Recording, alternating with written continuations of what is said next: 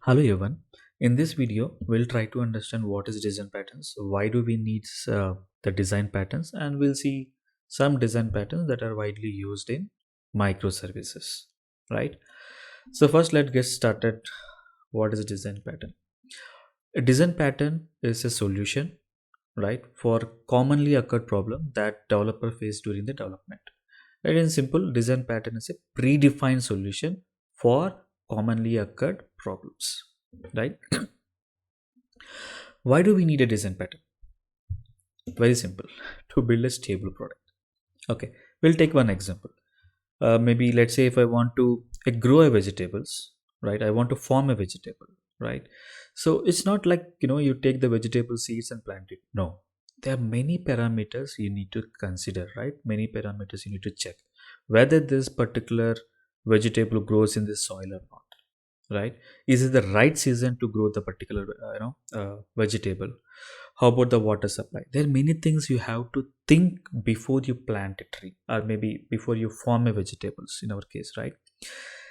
If you don't follow these patterns or the parameters, right, then obviously you won't get the desired output. I mean, the desired, in our case, what? A vegetable, right? So in similarly, when you are building a product, a software product, you have to follow these patterns, right? Or you have to follow these certain parameters, right, to build a stable product, right? And that's why the design patterns are crucial. So keep it in mind when you are building any product, right? You have to follow the design patterns. So if you ask me, hey Teja, I want to build a microservices, right? So search for the design patterns for microservices. Let's say if you want to build some web application, search for a design patterns for building a web application. You want to build a database, search for design patterns for building a database or creating the database. So you have design patterns for everything. That is the must, right? So as this series is mainly meant for microservices, let's see some design patterns that are widely used in microservices. There are many, but these are the widely used, right? So one is decomposition pattern: by business, by subdomain, right? So we'll in our upcoming videos, right, I'll make a separate video as a for each of this the design pattern, right? So decomposition means, like, what is microservices, right? You are like breaking a monolithic right, breaking the monolithic into pieces, right, creating more services, right? So it's called a microservices, right? You'll have a lot of services instead of a single application. You have lots of services, right? So how do you decide that you need this many services, right? This many microservices you need to create. That is based on your business understanding, right? So it is again based on the subdomain. When you talk about the business, let's say e-commerce is a business. In e-commerce business, you have subdomains like payment, analytics, etc., etc., right? That's what the decomposition pattern meant for. And the database pattern, like database service, schema per service, CQRS, event sourcing. This is a little bit important topic. So I decided to make a separate videos for this, different design patterns for microservices. The another important thing is communication patterns. See, this decomposition pattern and communication pattern are very important, because decomposition pattern will tell you how many microservices you need. Is it based on business or based on subdomain, right? And the communication patterns, synchronous and asynchronous. So we'll discuss what is synchronous and asynchronous, when we should go for synchronous, when we should go for asynchronous. That part we'll discuss. So this communication pattern are very important. And integration pattern, so like API gateway, aggregator, right? We'll also discuss what is API gateway. API gateway is very important, a concept or design pattern in microservices world, right?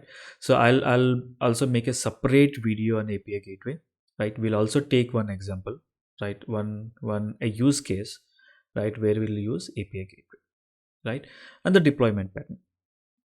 We know one of the major problem or disadvantages using microservices is, right, we have lots of services. it's definitely not possible to deploy all the services in single server. We need multiple servers, right? So this is the design pattern mainly for deployment. How you want to deploy your applications, microservices, either it's in a single service or a multiple services, right?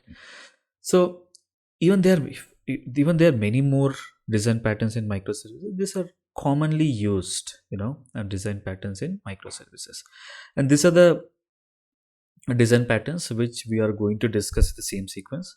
We'll talk about API gateway, what is API gateway meant for and why we need it, asynchronous and synchronous services, database per service, CQRS, event sourcing, decomposition pattern.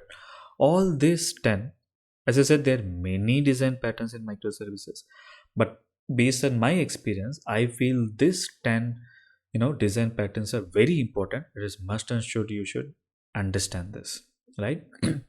So I decided to make maybe a 10 short videos on each of this topic, right? Maybe it may be 3 to 10 minutes 3 minutes to 10 minutes of each video, right?